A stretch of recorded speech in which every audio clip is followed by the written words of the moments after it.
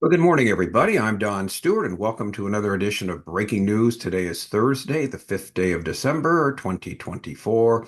And like we do here every day, some very important stories have come across the wire that we all need to know about because what it does, it continues to confirm the Bible is the word of the living God. The predictions made so long ago in Holy Scripture are being fulfilled right now in front of our very eyes, setting the stage for the coming of Christ. Now, one of the things we mentioned the other day, we should probably mention this more often, is that Bible prophecy started very in the very beginning in the Garden of Eden. We have a book, 50 Bible prophecies, biblical prophecies made and fulfilled, part of our Bible prophecy series. And we start out with the promises made to Adam and Eve. And then we have a great quotation there at the end of that from A.C. Gabeline, one we mentioned the other day, who's when he was commenting on Second Peter about the lamp of Bible prophecy, and said the lamp was turned on at the very beginning in the book of Genesis, and God has had this lamp all through Scripture to guide believers into what's going to take place in the future. We have this lamp given to us, the light of Bible prophecy, so we must take advantage of it, and that's what we do here. All right, in the headlines, this is interesting. French government collapses as Le Pen joins the leftist bloc to oust the globalist PM over technocratic budget. This is fascinating. U.S. intelligence believes Hezbollah is rebuilding. No kidding. Trump to focus on hostages, Abraham Accords, the Iran nuclear program, says incoming Middle East advisor.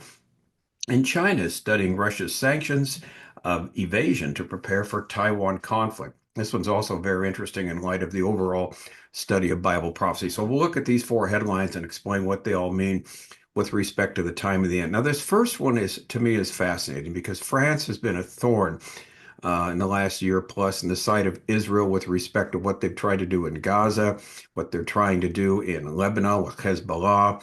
Already the French have inserted themselves, talking about the violations of the agreement that Israel's already made.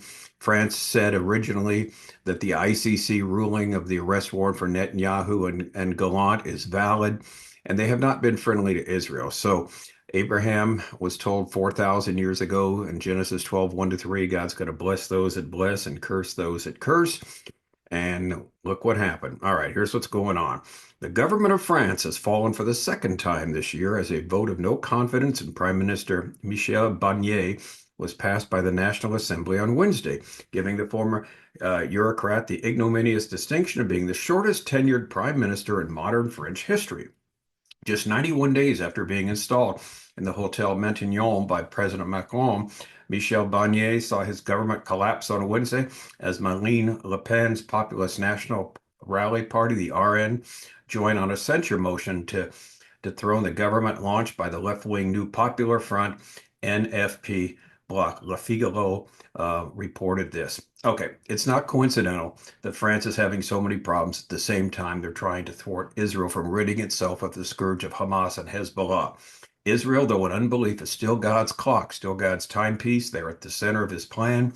Therefore, like we just said, Genesis 12, 1 to 3 continues to come into play. The Lord said, I'm going to bless those that bless the descendants of Abraham, Isaac, and Jacob, and I'm going to curse those who curse. And this is exactly what we see happen here with France. They are now paying the price.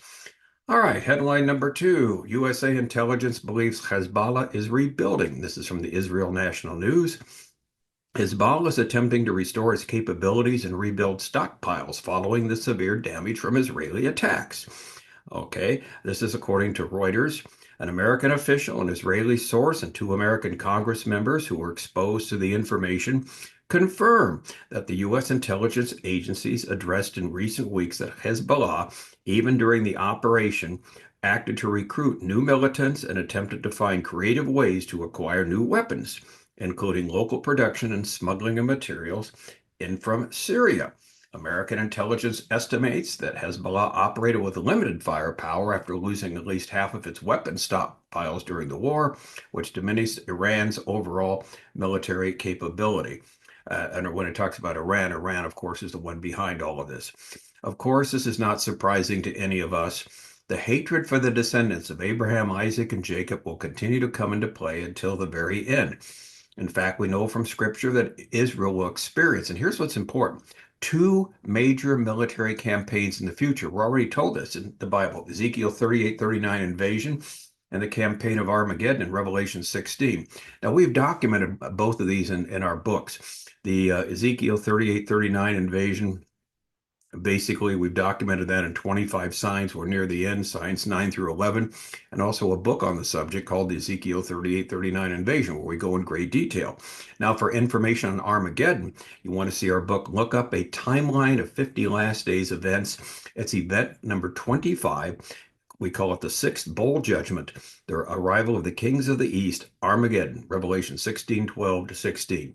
And so if you want a better understanding of the Ezekiel 38-39 invasion of the campaign of Armageddon, here's your resources that you have. The books are free downloads from our website, Educating Our World, and are found under the heading of Bible prophecy. So Israel, of course, is still going to be faced with, to the very end, the attempts by these nations to destroy it. Now, this interesting article, this next one, it comes from the new Middle East advisor of Donald Trump. He's a Lebanese fellow, and he says Trump to focus on hostages, Abraham Accords, Iran nuclear program, says incoming Middle East advisor. Newly appointed special Arab and Middle East advisor Massad Boulos was interviewed by the French newspaper Le Point on Tuesday, where he spoke about President-elect Donald Trump's goals for the region. These are interesting. Boulos said the number one priority entering the White House is the hostages, whom Trump demanded to be released before his inauguration, or there will be all hell to pay. Those are in uppercase letters in the Middle East. Boulos also indicated that Trump has no intention of linking the release of the hostages to the future governance of the Gaza Strip. The president believes that the hostages must be released immediately, and there must be no further delay. Boulos told Le Point. According to him, their fate should not be linked to other issues related to the day after in Gaza. Several countries are currently helping achieve the goal, whether it is Egypt, Jordan, Qatar, or even Turkey. After the release of the hostages, the incoming Middle East advisor said that the Trump administration will be focused on expanding the Abraham Accords with renewed efforts to make a deal with the Kingdom of Saudi Arabia. Because we know very well, and the president has said so, that once we reach an agreement with the Saudi Arabia on Israel, there will be at least 12, that is 12 Arab countries that will be immediately ready to follow suit, Boulos remarked. While acknowledging that the United States and Israel would engage in discussions over a roadmap leading to a Palestinian state, the Lebanese-American politician also noted that both Palestinians and Israelis had rejected Trump's earlier plan. In addition, the Saudi kingdom is not insisting on establishment of a Palestinian state as part of its normalization talks with Israel, which is good because there's not going to be a Palestinian state. There shouldn't be, because there's no such thing as we've said about the Palestinian people and who they are, as we've documented in our books. Boulos said that while Trump has promised to apply maximum pressure on Iran, the president-elect is not currently focused on a regime change. And here's an interesting observation he made. He says there's three very important points for him, he told the French newspaper. Iran must absolutely not have nuclear power. Iran's ballistic missile poses a risk not only to Israel, but also the Gulf countries. And finally, the problem posed by Iranian proxies in the region, whether in Gaza, Lebanon, Iraq, or Yemen. Apart from these three, President Trump did not talk about regime change. And so, again, the risk, of course, not have nuclear power. The ballistic missiles, of course, are aimed. They wanted to be aimed at Israel and other Middle East foes. Also, too, as we've talked about, they've talked about putting together an ICBM, an intercontinental ballistic missile, to be aimed at us, the United States of America. Now, here's what's interesting. He told the newspaper his appointment as an Arab and Middle East advisor was a great honor and great responsibility. But here's the sad thing. The vision is to achieve lasting peace in the Middle East. We have worked 4 years to work. We have 4 years to work, and we hope to achieve something that will be sustainable for the future generations to come, he stated. All right, lasting peace in the Middle East. Well, our comment is, sadly from Scripture, we know that there will not be any lasting peace in the Middle East until the Prince of Peace returns. As we just noted in our previous headline, there's two major military campaigns still to take place in the future in Israel that will begin in Israel. Now, as far as other goals are concerned, they do fit right in line with what the scripture predicts about our world in the last days. We've mentioned over and over again, Iran will not be the major military rival to Israel. It will be Russia. The Saudis, along with other Arab states, may indeed sign an agreement that includes some type of peace with Israel. However, this does not mean they will come to Israel's aid when they are invaded. In fact, just the opposite. Ezekiel 39, 38, and 39 tells, actually, chapter 38 tells us when the invasion comes, they will protest, that is, the Saudis and the Gulf states, but they won't get involved militarily. So basically, everything is falling into place just like we imagined the scripture said that it would. And finally, we have another story and here's one of the key things we need to keep looking at. Another story that seemingly gives further evidence as to why the United States will not be in last days Bible prophecy. And that is because its emphasis will not be in the Middle East or even in Western Europe. It'll be in the Far East with China. Headline 4.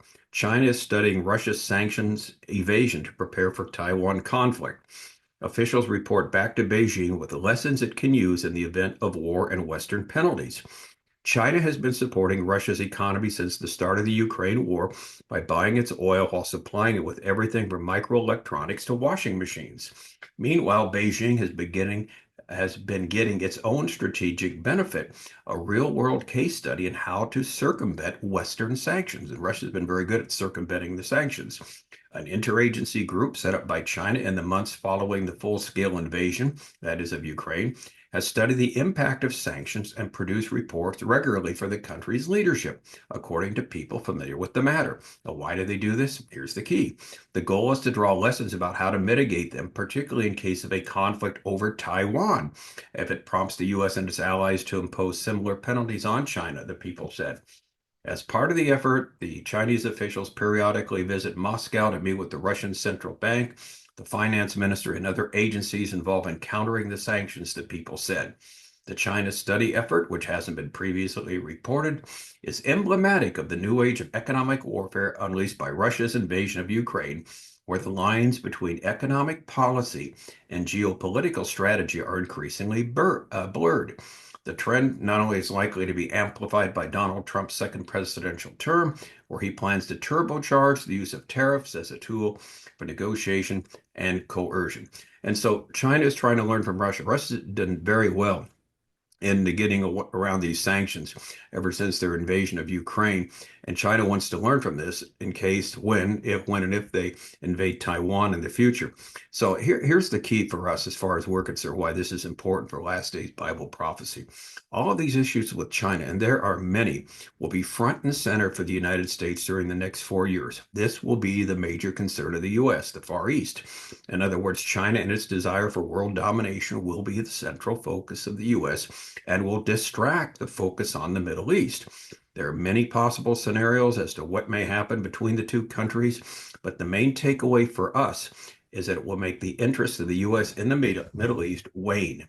In other words, Trump wants to get the Middle East situation over the best that he can and kind of put it behind him and put the U.S. assets and military power and that in the Far East, because the big threat is from China, their goal of world domination, and that's where the action will be. And that is one of the many reasons why the U.S. won't be a player in last days Bible prophecy, because the interest will lie elsewhere. Now, what will happen between the U.S. and China, there's many possible scenarios, and nobody knows which one will be the case. But the bottom line is the threat of China will take front and center the attention of the new administration of the 47th President of the United States, Donald John Trump. I'm Don Stewart. Thanks for watching. Until next time, as always, may the Lord richly, richly bless.